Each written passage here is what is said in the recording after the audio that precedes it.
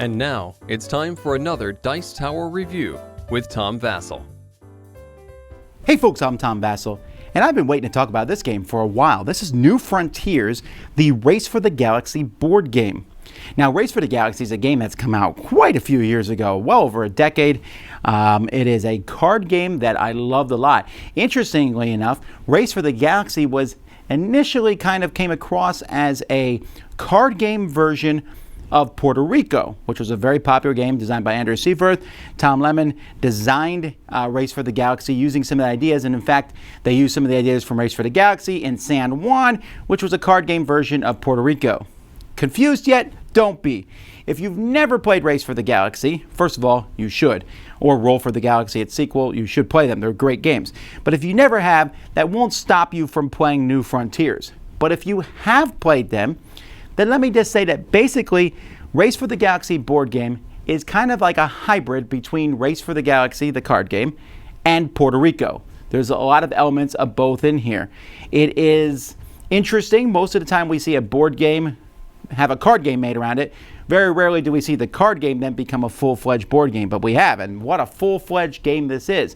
You have a space empire that you are growing in this game, and you are going to be picking actions. Other people will be doing the same actions as you, and you're trying to get the most victory points through a variety of methods. Here's how it plays.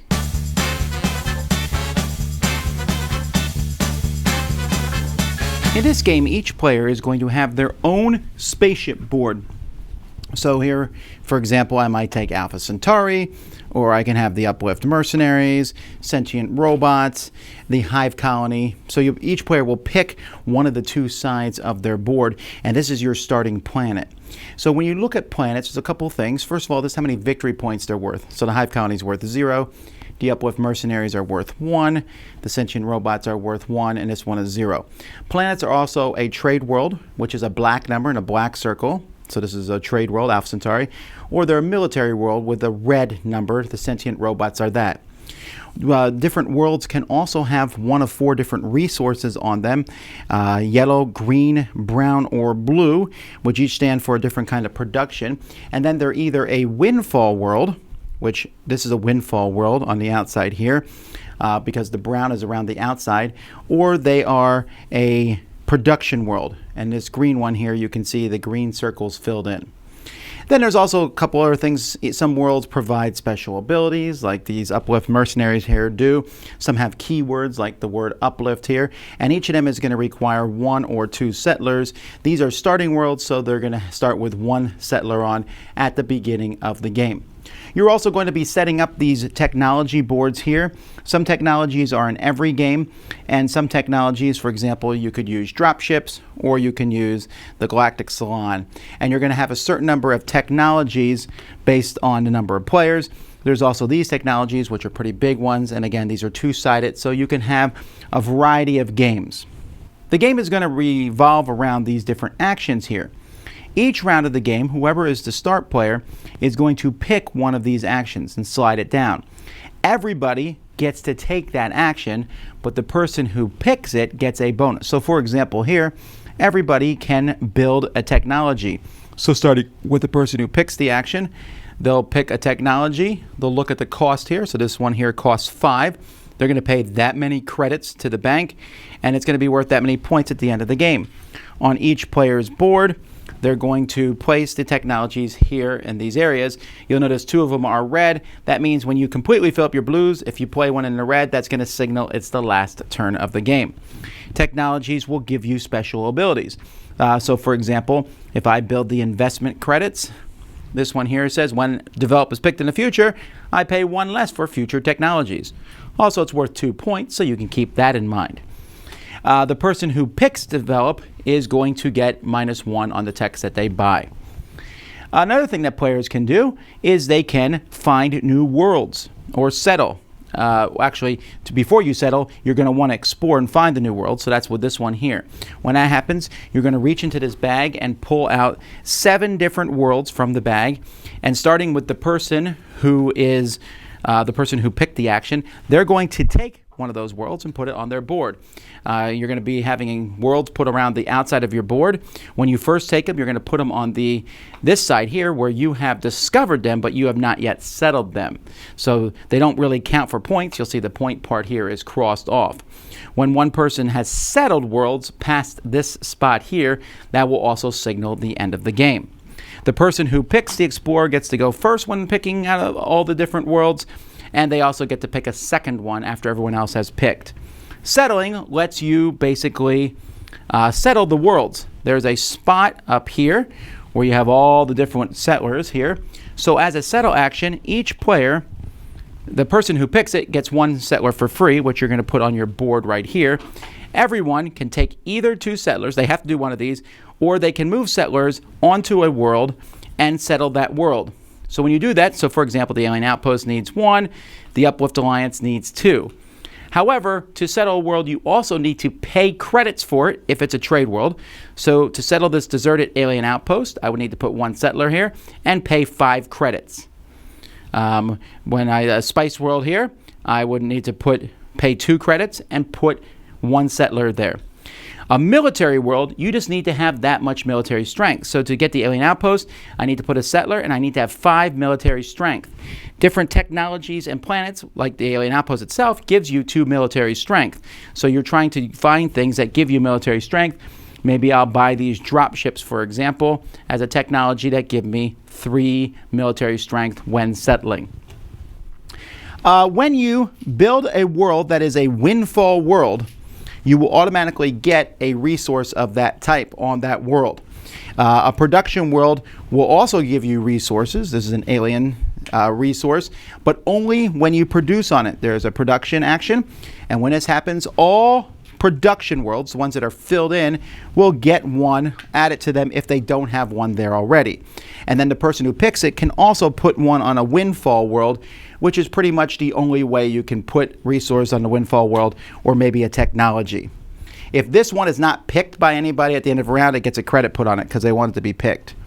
The trade and consume is what you do with the different things that you have. So if you sell novelty, rare genes, or alien technology, you will get that many credits. So if I have an alien one here and someone picks trade and consume, I can pick one of my goods, sell it for that much money. And the person who picks this will also get a victory point token. And then everyone else can use powers to consume goods. So there's different powers that will come in the game. For example, the Galactic Advertisers. If I have this, when this is picked as trade consume, I can get rid of 1 good to take a victory point and $1. There's a pile of victory point tokens. When this pile runs out, that is another way that the game comes to an end. And so players are going to, there's 2 more actions you can take. You can take the Diplomatic Envoys, which just gives you a point, but also puts you first in turn order for the next round. And this one just gives you 2 credits. There's another thing here where you can move 1 up in priority and draw gold cards. This is like a variant to the game where you can have some gold cards and try to accomplish these goals for extra victory points. So the game is going to end when 1 person builds enough technologies, when 1 person has settled enough planets, when the colonists here run out on this board, or when the victory point pile runs out. At that point, everyone's going to add up their points from all the different techs that they have. They're going to add up the points from the different worlds that they have settled.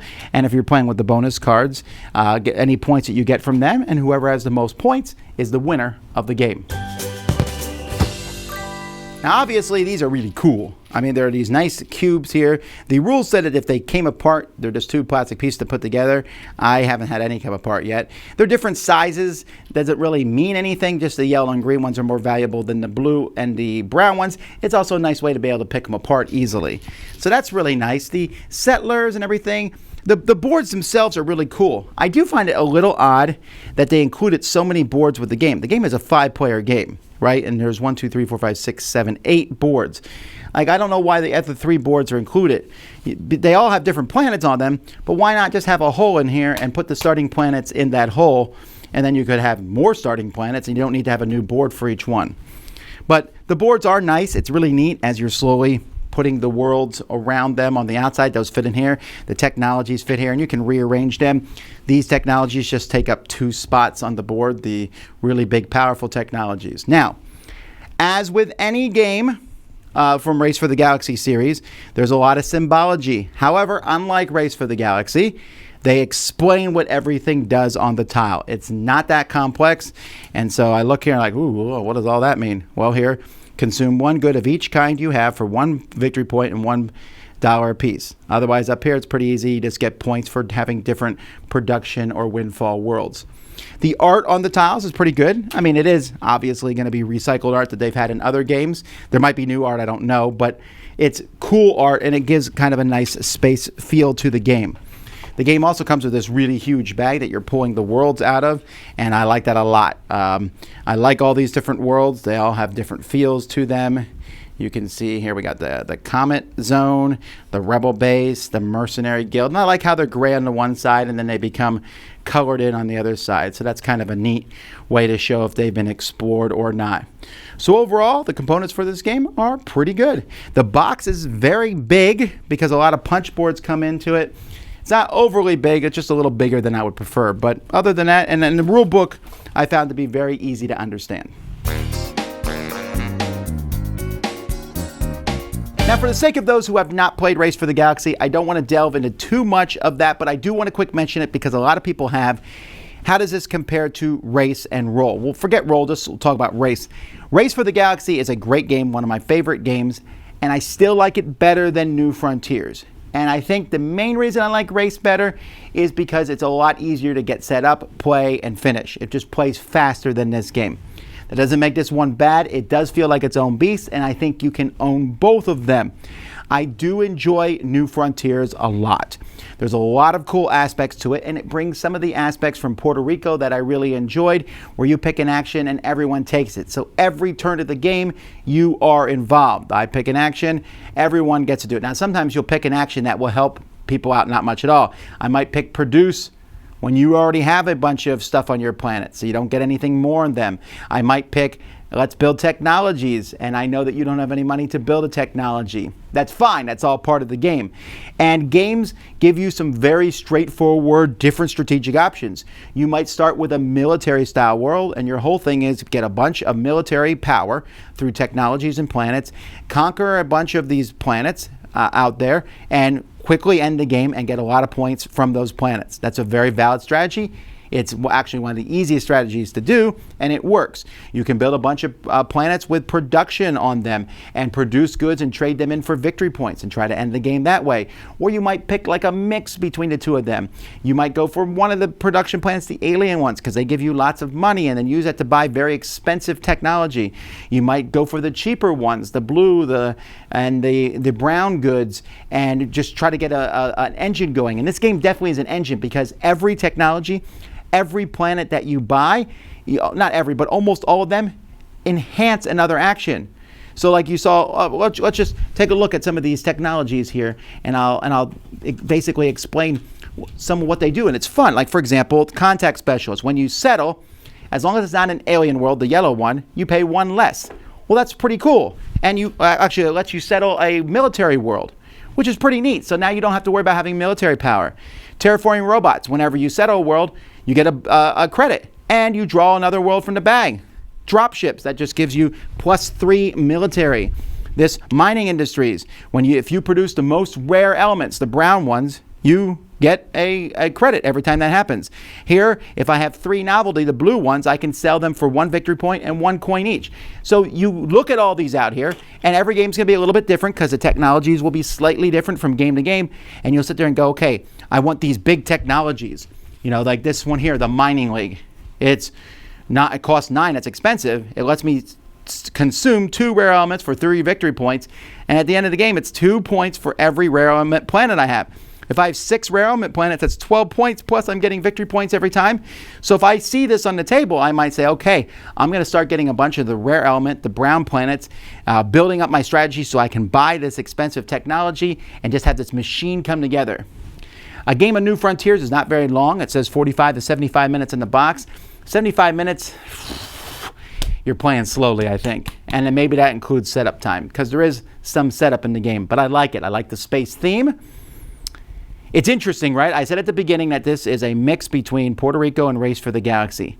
I do not think I like it better than either of those games. But at the same time, I don't think that doesn't mean this shouldn't exist. I like this as a nice complement to those. And over time, I could see this actually surpassing Puerto Rico for me.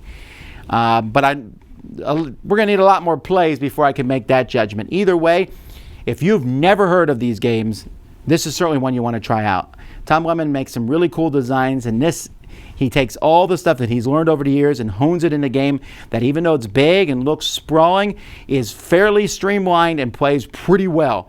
And each game is going to be very different based on your starting planet, based on the different techs that are out there. I like it a lot. Definitely check out New Frontiers. Dice Tower Judgment approved!